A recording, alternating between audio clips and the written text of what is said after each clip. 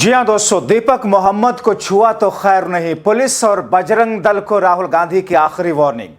Police कर रही थी दीपक पर एफआईआर। स्वागत है आप सभी का। आप देख रहे हैं द राजनीति का विशेष सेगमेंट खबर और विश्लेषण। मैं हूं जबार खान। तो क्या दीपक पर एफआईआर करने की तैयारी के साथ साथ पुलिस दीपक मोहम्मद को गिरफ्तार करने जा रही थी? आखिर राहुल गांधी अचानक दीपक मोहम्मद के सपोर्ट में क्यों उतर आए? आखिर राहुल गांधी ने बजरंग दल और उत्तराखंड की पुलिस को आखिरी चेतावनी देते हुए क्यों सोशल मीडिया पर एक लंबा चौड़ा पोस्ट लिख डाला? विस्तार से आपको बताते हैं दोस्तों, दीपक मोहम्मद एक ऐसा नाम जिसने उत्तराखंड से लेकर के पूरे देश में अपनी शोहरत बना ली है। वो दीपक मोहम्मद जिसने भारतीय जनता पार्टी के नफरती चिंटुओं की सारी राजनीति को ध्वस्त करके देश के आपसी सौहार्द को बनाए रखने के लिए बहादुरी का काम किया है।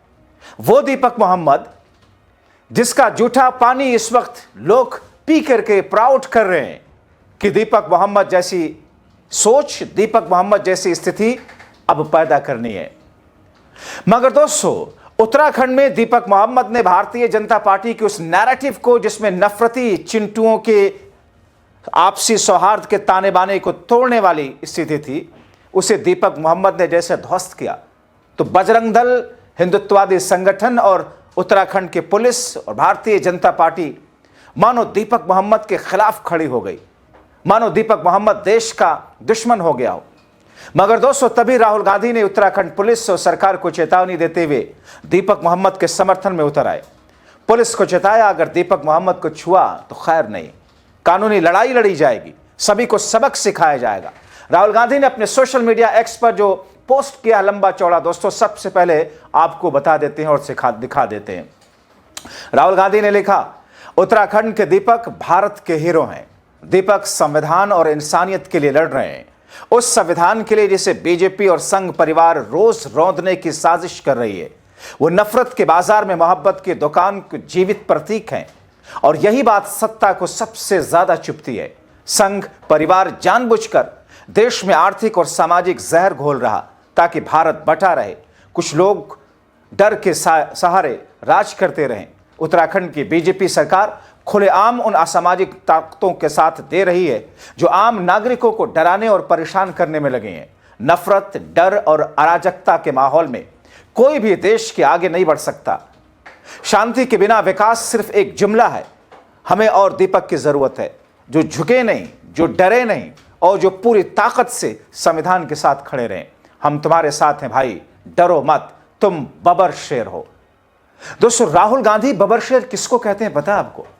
राहुल गांधी बबर शेर अपनी पार्टी के उन कार्यकर्ताओं को कहते हैं जो भारतीय जनता पार्टी के आपसी सौहार्द तोड़ने वाली नीति, जो भारतीय जनता पार्टी के छलावा वाले नीति और भारतीय जनता पार्टी के उन तिकड़म के सामने झुकते नहीं। राहुल गांधी ने दीपक मोहम्मद के साथ खड़े होकर उनको बबर शेर कहा और उनको भाई बताया। मगर दोस्तों, इसका असर क्या हुआ आपको बता देते हैं। राहुल गांधी के हस्तक्षेप के बाद पुलिस को घुटनों पर आना पड़ा। अब पुलिस का कहना है कि दोनों पक्षों के साथ बातचीत के बाद सहमति बन गई है। दुकान का नाम बाबा ही रहेगा। बजरंग दल की ओर से इस नाम को लेकर कोई विरोध या प्रदर्शन नहीं कर सकता। पुलिस ने चेतावनी भी जारी की कि क्षेत्र में सांप्रदायिक सौहार्द बिगाड़ने की किसी भी कोशिश को बर्दाश्त नहीं किया जाएगा। तो सभी से मेरा निवेदन है कि इस तरह से किसी भी तरह के बहकाव में ना आए और शांति व्यवस्था बनाए रखें और किसी को भी मतलब इस तरह से गलत तथ्यों को प्रचारित प्रसारित करने का कोई अधिकार नहीं है। और हम लोग सोशल मीडिया पर भी मॉनिटरिंग कर रहे हैं। ऐसे जो भी लोग गलत तथ्यों को करेंगे और जिससे यहाँ पर जो माहौल खराब होने की कोई आशंका होगी तो उनके खिलाफ भी हम कार्रवाई करेंगे, जो सोशल मीडिया पर इस तरह से कमेंट करेंगे और इस तरह से शेयर करेंगे। दोस्तों, जाहिर तौर पर राहुल गांधी का एक ऐसा प्रहार उत्तराखंड के भारतीय जनता पार्टी के यूनिट बजरंग दल और उत्तराखंड की पुष्कर सिंह धामी की पुलिस को, जिसके बाद पुलिस को घुटनों पर आना पड़ा। मगर दोस्तों, इसका असर क्या हुआ? दीपक मोहम्मद देश के अंदर हीरो बन गए। दीपक मोहम्मद को राहुल गांधी ने हीरो बताया। दीपक मोहम्मद को राहुल गांधी ने बबर शेर बताया। दीपक के सपोर्ट में कैसे लोग उतर रहे हैं, इस 15 सेकंड के वीडियो को आप देख लीजिए। बिल्कुल भेदभाव को हमें खत्म करना पड़ेगा।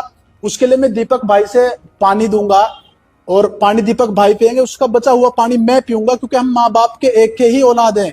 कोई भेदभाव, कोई हमें दिक्कत परेशानी नहीं है।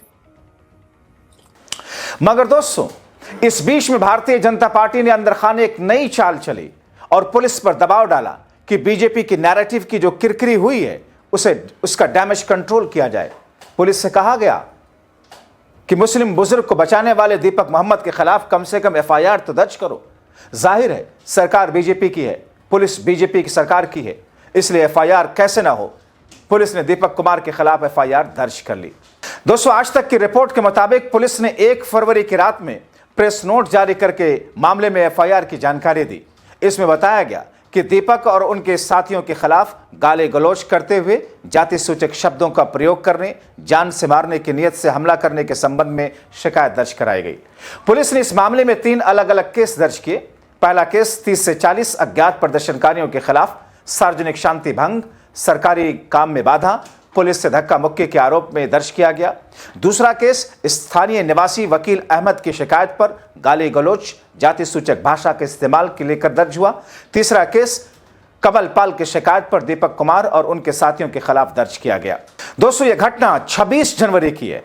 उत्तराखंड के कोटद्वार में एक मुस्लिम बुजुर्ग शख्स की दुकान का नाम बदलने को लेकर हिंदुत्ववादी संगठनों, बजरंग दल जैसे संगठन के लोगों ने बवाल काटा। पटेल मार्ग पर मौजूद दुकान के नाम बाबा लगा है, जो कि 30 वर्षों से यह दुकान है।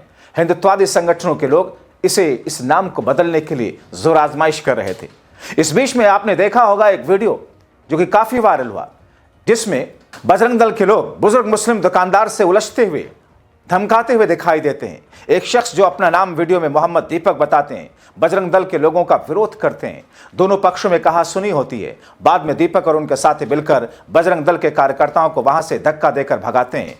इसके बाद 31 जनवरी को बजरंग दल के कार्यकर्ता दीपक कुमार के विरोध में देहरादून से कोटद्वार पहुंच गए। बजरंग दल कार्यकर्ताओं ने कोटद्वार के मालवीय उद्यान में जमकर हंगामा काटा।